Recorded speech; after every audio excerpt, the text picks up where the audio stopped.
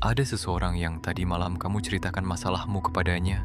Seseorang yang sering kamu ajak makan, tertawa, dan berbagi cerita. Tapi tahukah kamu, di balik senyumnya, ada bagian kecil dari dirinya yang berharap kamu tidak pernah berhasil. Dan yang paling mengerikan, kamu tidak pernah menyadarinya. Kita selalu diajarkan untuk waspada terhadap musuh, tapi tidak ada yang mengajarkan kita untuk waspada terhadap orang yang tersenyum di depan kita.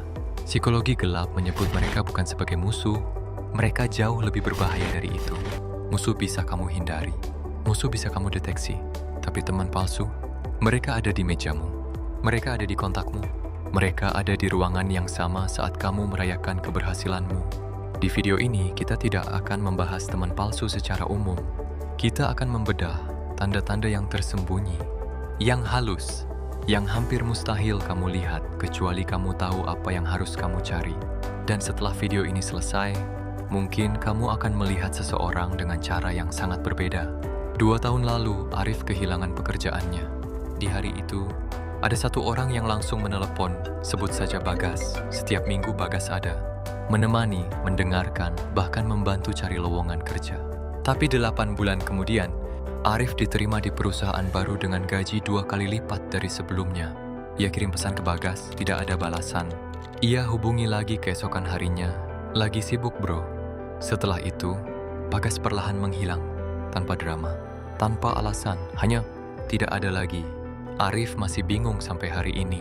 Tapi kamu yang sudah menonton video ini, kamu sudah tahu jawabannya. Tanda pertama, dan ini yang paling banyak diabaikan. Teman palsu adalah makhluk yang sangat nyaman dengan kelemahanmu. Mereka hadir ketika kamu dalam masalah. Mereka telepon ketika kamu sedih. Mereka duduk bersamamu saat kamu di titik terendah. Tapi perhatikan, apa yang terjadi ketika kamu mulai naik? Tiba-tiba mereka sibuk. Tiba-tiba responnya lambat. Tiba-tiba ada jarak yang tidak bisa kamu jelaskan, tapi bisa kamu rasakan. Psikologi menyebut ini sebagai ketidakmampuan untuk ikut bahagia atas keberhasilan orang lain dan mereka tidak sadar melakukannya. Itulah yang membuatnya berbahaya. Mereka bukan jahat secara sadar. Tapi secara bawah sadar, kehadiranmu yang sukses mengancam gambar diri mereka. Coba ingat, siapa yang terakhir merayakan pencapaianmu dengan tulus? Bukan yang berkomentar.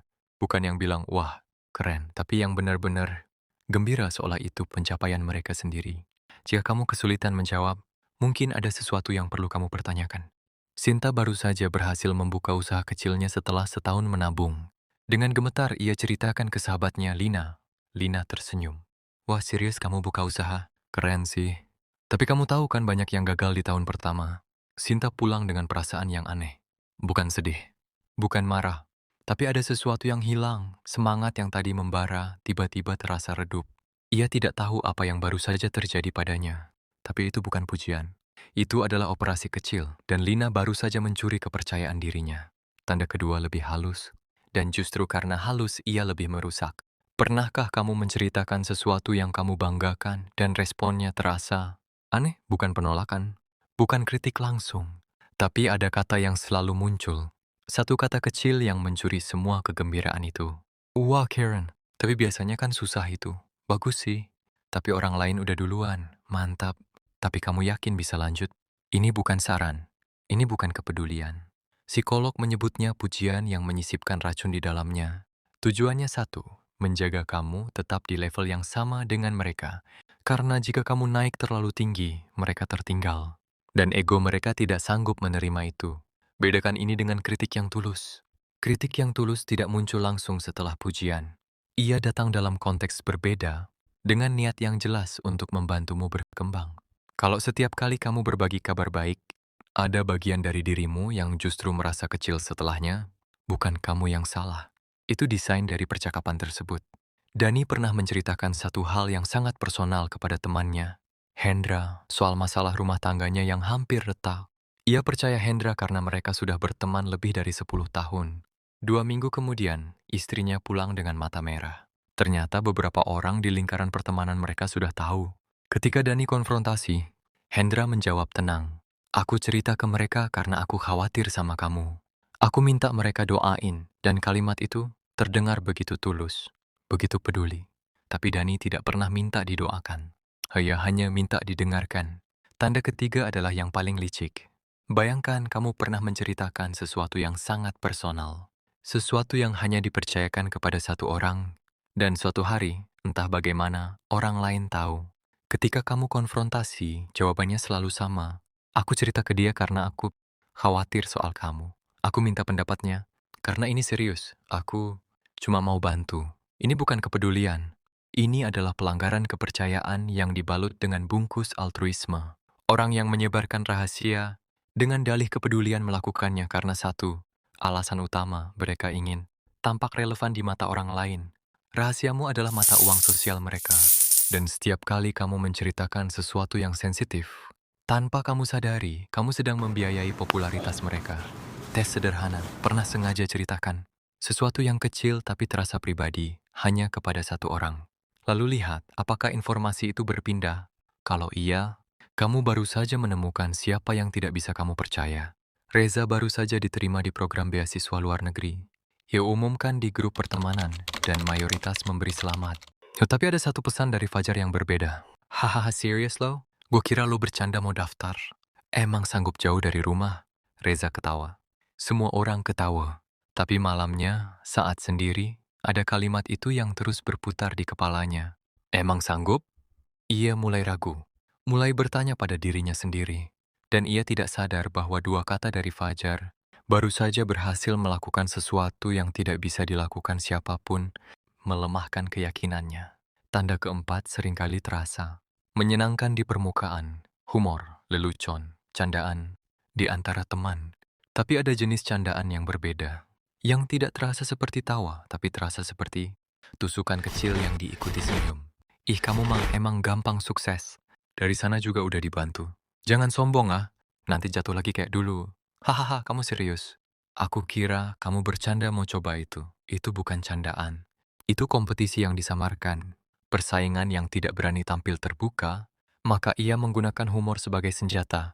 Dan ketika kamu merespons serius, mereka akan berkata, lebay amat. Itu kan cuma bercanda, tapi perhatikan polanya. Candaan itu selalu muncul di momen-momen tertentu, saat kamu mengumumkan sesuatu yang bagus, saat kamu berbeda dari yang lain, saat kamu berani melakukan hal yang mereka tidak berani lakukan. Bukan kebetulan, itu refleks pertahanan diri mereka. Maya selalu merasa bersemangat. Sebelum bertemu Della, mereka sudah sahabat sejak SMA, dan setiap pertemuan selalu terasa hangat di permukaan. Tapi belakangan ini, Maya menyadari sesuatu yang tidak bisa ia jelaskan. Setiap pulang dari bertemu Della, ia langsung ingin berbaring. Bukan karena capek jalan, bukan karena ngantuk. Ada sesuatu yang berat di dadanya, seolah ia baru saja mengerjakan sesuatu yang sangat melelahkan, padahal mereka hanya duduk dan ngobrol. Butuh waktu 3 bulan bagi Maya untuk menyadari. Setiap percakapan dengan Della selalu berakhir dengan Maya yang merasa lebih kecil dari saat ia datang. Tanda kelima tidak bisa dilihat, ia hanya bisa dirasakan. Kamu pulang setelah bertemu mereka, dan ada rasa berat yang tidak bisa kamu jelaskan. Bukan lelah fisik, bukan ngantuk, tapi ada sesuatu yang terkuras. Seolah energimu tidak lagi sama seperti saat kamu berangkat. Psikologi menyebut orang-orang ini sebagai pemangsa energi emosional. Mereka tidak secara langsung menyerang kamu, tapi interaksi dengan mereka mengonsumsi sumber daya emosionalmu secara konsisten. Ini bisa terjadi karena beberapa hal. Percakapan yang selalu berputar di sekitar masalah mereka, kebutuhan validasi yang tidak pernah cukup, ketegangan yang tidak pernah dibicarakan tapi selalu terasa, dan kamu tetap ada di sana karena kamu menyebutnya teman dan kamu percaya pertemanan harus dipertahankan. Tapi pertanyaannya bukan, apakah aku harus loyal? Pertanyaannya adalah, apakah hubungan ini membuat versi terbaikmu bisa tumbuh? Kalau jawabannya tidak, kamu tidak butuh alasan dramatis untuk mulai menciptakan jarak. Aku tidak akan menyuruhmu memutuskan semua pertemanan setelah video ini. Karena bukan itu poinnya. Poinnya adalah kesadaran. Karena kamu tidak bisa melindungi dirimu dari sesuatu yang tidak bisa kamu lihat. 5 tanda ini bukan untuk membuat kamu paranoid. Mereka hadir untuk membuat kamu lebih awas, lebih selektif, lebih bijak dalam memilih siapa yang layak mendapat akses ke hidupmu. Pertemanan yang sehat seharusnya terasa seperti ini. Kamu pulang dengan energi yang lebih besar dari saat kamu berangkat. Kamu didorong untuk menjadi versi yang lebih baik, dan keberhasilanmu dirayakan, bukan ditanggapi dengan diam yang canggung. Sekarang, aku minta kamu melakukan satu hal. Jangan langsung konfrontasi siapapun. Jangan langsung tarik jarak secara dramatis. Cukup observasi. Dalam 30 hari ke depan, perhatikan siapa yang hadir saat kamu sukses. Perhatikan siapa yang membuatmu merasa kecil setelah berbicara dengan mereka. Perhatikan siapa yang memegang rahasiamu dengan hormat. Data itu akan berbicara lebih keras dari intuisi manapun. Dan satu hal terakhir sebelum video ini berakhir. Tadi, saat aku menyebutkan kelima tanda itu, ada satu nama yang muncul di pikiranmu. Lebih dari sekali. Aku tidak perlu tahu siapa itu. Tapi kamu sudah tahu. Dan itu lebih dari cukup.